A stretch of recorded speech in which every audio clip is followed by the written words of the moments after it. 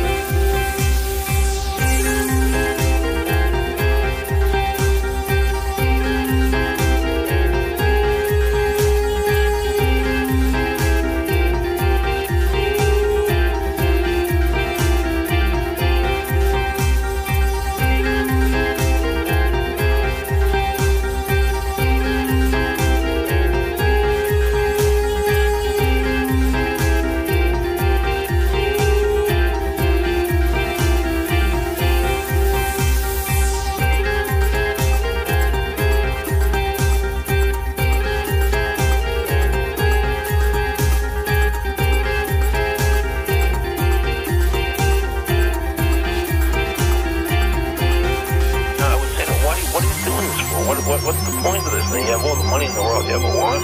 You have all the power. I said, you're hurting people. It's not a good thing. And he would say, what do you care about the people for? Take care of yourself and take care of your family. And then I said to him, what are the ultimate goals here? He said, the ultimate goal is to get everybody in this world chipped with the RFID chip and have all money be on those chips and everything on those chips. And if anybody wants to protest what we do or violate what we want, we just turn off the chip.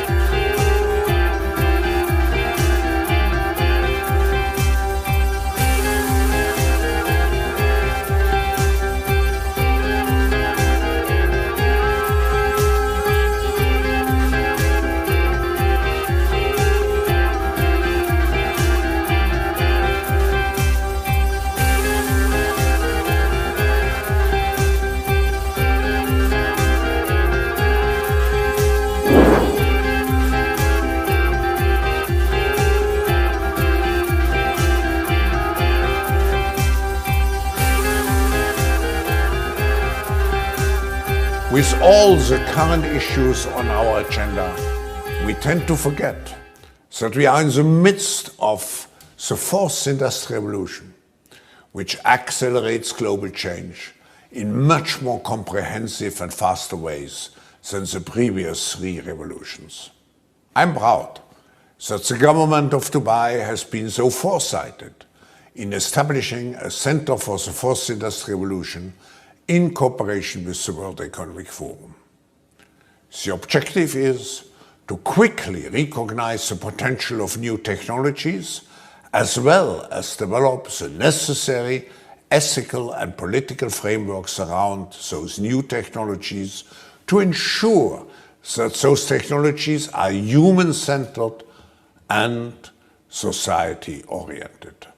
The world has to overcome not only the damage done to our economies and our societies by COVID-19, it also has to confront the repercussions of a dangerous clash between major global powers. History is truly at a turning point. We do not yet know the full extent and the systemic and structural changes which will happen. However, we do know that global energy systems, food systems and supply chains will be deeply affected. In times of crisis, the role of governments is more important and more relevant than ever. What is also needed is a summit like this one to go beyond crisis management and to look into constructive ways we can build our common future. Our futures are intrinsically connected to one another, as the profound challenges to mankind, such as climate change, are globally interconnected and require collaborative responses. In conclusion, and despite all the challenges, we have to uphold our responsibility, which we have towards the next generation, and which we can only fulfill through collaboration on a national and on a global level. I wish you an impactful and successful meeting.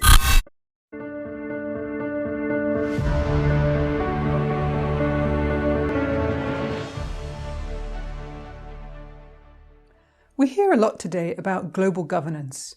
It sounds reassuring, like the world is somehow being governed, even though there is no global government. But what does contemporary global governance actually look like? How is our world being governed, and by whom? And moreover, is this form of governance good, or effective, or just, or democratic? The current system of global governance is very messy and complicated, if it can be considered to be a system at all. It's more like a hodgepodge collection of different organizations, networks, and committees that operate on different bases and which overlap and often contradict each other. Broadly speaking, there are three different types of global governance arrangements: state-centered, multi-stakeholder, and private. And we're going to look at all three in turn. Let's start with state-centered. This is the most well-known form of global governance. It consists of various international organizations or clubs where governments come together to negotiate and make decisions. The United Nations is the key example here. Almost all of the governments of the world states have a seat in the General Assembly and in the various other committees and councils which carry out the UN's work. This is also arguably the most democratic of all the global governance arrangements, because each member state has one vote. So in theory at least, richer and poorer countries have the same power. In practice, of course, rich and powerful states have all sorts of ways to persuade poorer and weaker states to vote in particular ways. But at least there's a theoretical equality here. But even if the UN is the most democratic of the international organizations, that is sadly not saying much, because it is not really very democratic at all. First of all, the one state, one vote formula ignores the fact that states vary hugely in terms of their population. The small island state of Tuvalu has a population of around 12,000 people, while India has a population of over 1.4 billion people. And yet both countries have the same one vote, which doesn't really seem right. One idea is to have a system of weighted voting according to the number of people per country. Perhaps that would be more democratic and more appropriate. Even more problematic is the fact that individual citizens do not have any say at the UN, only their governments do. And in many cases, governments don't really represent the wishes of their citizens. So while the UN Charter talks of we the peoples, really it should say we the governments. Having a second chamber, like a parliament, which directly represents world citizens, in parallel to the General Assembly, which represents country governments, would make the UN far more democratic and connected to the people. Bad as the UN may be, other international organizations are even less democratic. Let's take the World Bank and the International Monetary Fund, the IMF, two organizations that play a really important role in global economic matters.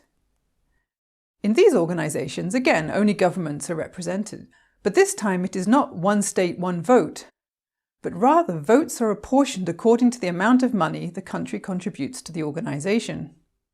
So it's more like $1, one vote. The result is that these international organisations are completely dominated by the rich and powerful countries. The US, UK, France, Germany and Japan combined control over 35% of the votes.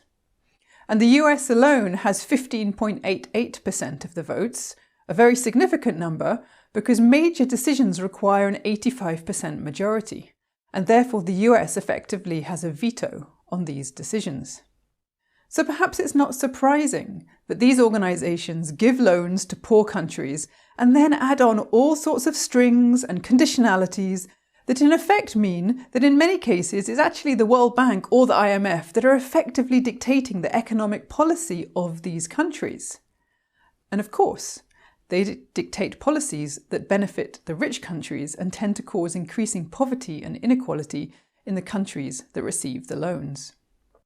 Going even further down the democracy ladder, we come to clubs of governments. These are arrangements of a relatively small number of governments who come together in a rather ad hoc way, without an official organisation, to make decisions on global affairs. A key example here would be the G20, in which leaders of 20 powerful countries meet together in summits to make decisions which affect the whole world, or the G7, in which it is leaders of just 7 countries. Who chose those countries? Who gave them power to make decisions for the rest of the world? Why don't other countries get a say? And who even knows what they really discuss behind closed doors? The whole arrangement is deeply secretive and deeply undemocratic, and leads to global policies which favour the richer countries and go against the interests of the poorer ones. Another form of state-centred global governance are what are called trans-governmental networks. These are issue-specific networks where particular government agencies from different countries share information or work together in a fairly loose network form. There are dozens and dozens of these networks, and they carry out very important elements of global governance, but most people have never even heard of them. In most cases, their members are only or predominantly from the richer countries, and across the board they are highly secretive, with decisions taken behind closed doors and rarely made open to the public. Many of them operate in the economic and financial sectors, such as the Basel Committee on Banking Supervision, the Financial Stability Board, and the International Competition Network.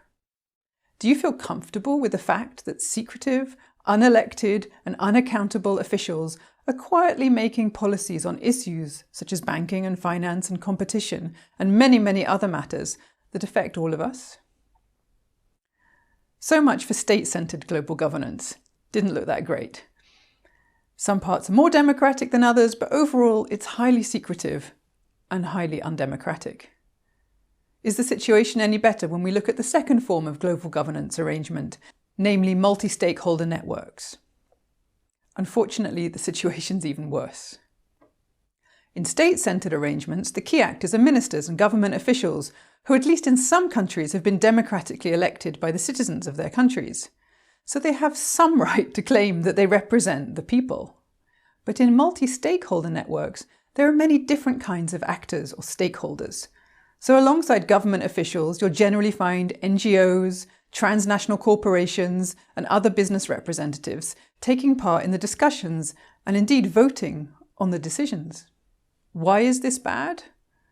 Well, if we look at it from the point of view of democracy, we have to ask, who elected these people?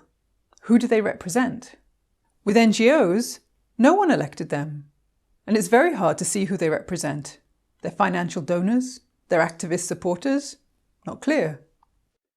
While many NGOs do fantastic work, and indeed try to make the world more fair and more just, it just does not make sense from a democratic point of view that they should be making decisions on our behalf, rather than elected representatives. With transnational corporations and business organisations, it's even worse. Who do they represent? Here the answer at least is clear. They represent their shareholders, and they are duty-bound to stand up for their interests and to make as much profit as possible for them. That's their role. So how can such people possibly be tasked with making decisions for the whole of society? They are by definition legally bound to think about what is best for their shareholders, a generally small group of wealthy elites, rather than what is best for society as a whole. And furthermore, they have huge budgets to attend meetings with large teams of lawyers and large teams of consultants, and can easily outweigh the smaller teams of people from the NGOs and even from the states.